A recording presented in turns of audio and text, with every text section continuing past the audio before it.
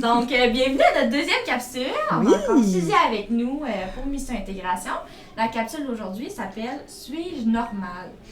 Donc, si vous avez écouté la dernière capsule qu'on a faite ensemble, on a parlé des émotions possibles qu'on peut vivre. Donc, de se dire, OK, bien cette émotion-là, moi, je la vis. Je vis du stress, c'est normal, puis de la reconnaître, puis de se dire, OK, est-ce que je suis normale de me sentir? Est-ce que c'est normal que je me sente stressée, que je sois anxieuse? Est-ce que c'est normal que je me sente heureuse, que mon enfant s'en aille à la garderie? Mm-hmm. Toutes ces belles questions-là, on va y répondre aujourd'hui dans notre podcast. En fait, aussi, ce qu'on peut vivre, c'est des situations. Oui, avec des émotions, puis des fois, il y a des situations aussi quand vous allez être rendu, quand l'enfant a commencé la garderie. Comme par exemple, est-ce que c'est normal de pleurer parce que je vois mon enfant déstabilisé?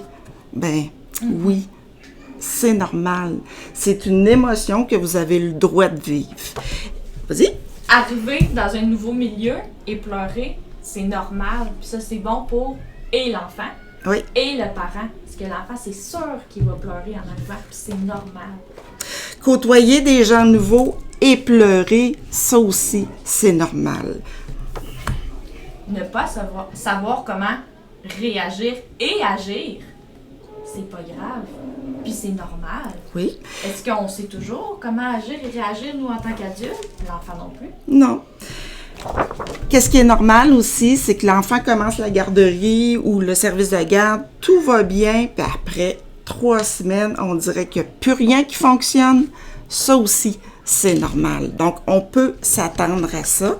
L'important là-dedans, c'est de toujours avoir une bonne discussion avec les gens qui prennent soin de l'enfant et de nommer aussi, « Hey, là, j'en arrache parce que Pouti-Pout, il est en train de pleurer. » Hein? Donc, on le nomme.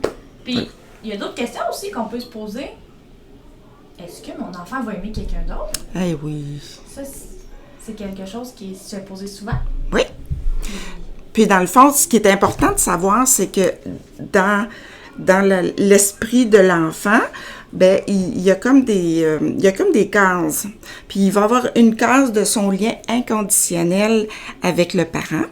Hein, parce que c'est le parent qui change sa couche au début, qui donne à manger, qui berce pour faire dodo. Alors, tous ces soins-là, ça va bâtir le lien de l'enfant avec son parent.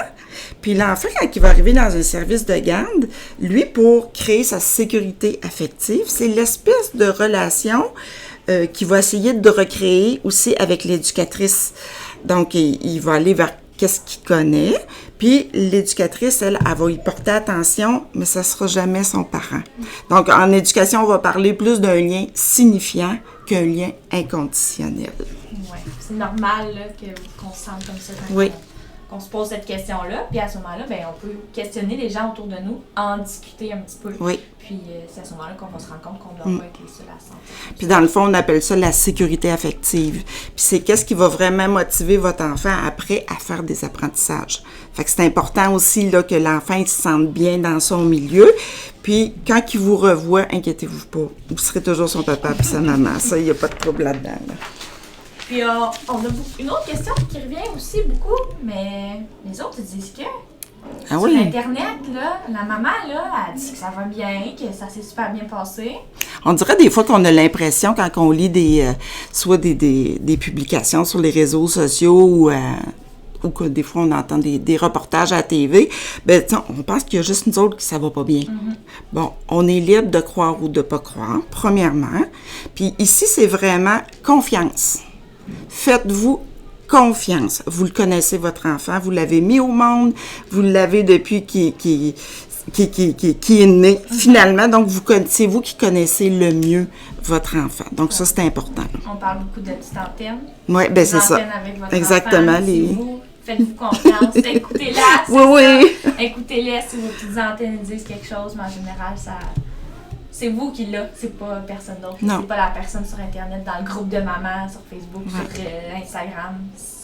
Votre enfant, c'est vous C'est ça, puis dans le fond, tu sais, on revient aussi à la communication, mais si, admettons, vous savez que votre enfant, lui, s'endort de telle façon, avec tel objet, c'est important de le dire. Puis l'éducatrice, elle va recevoir ces conseils-là de votre part, ben, elle va les appliquer aussi, là. Ce qu'on veut, c'est que l'enfant, il se sente bien. Super. Je pense qu'on a fait pas mal le tour aujourd'hui. Ben oui. Suis-je normal? C'est sûr qu'on pourrait en parler pendant plusieurs minutes et heures. Mais je pense qu'on a fait le tour pour aujourd'hui. C'est cool.